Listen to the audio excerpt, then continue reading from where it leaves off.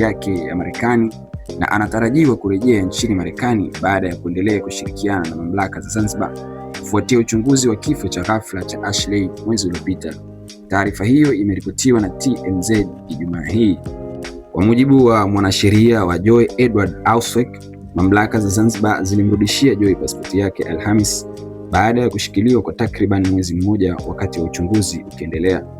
Mwanasheria huyo alieleza kuwa pasipoti hiyo si mpya iliyotolewa na serikali ya Marekani, bali ni ile ile ambayo Joy alikabidhi kwa hiari kwa mamlaka siku moja baada ya kifo cha Ashley.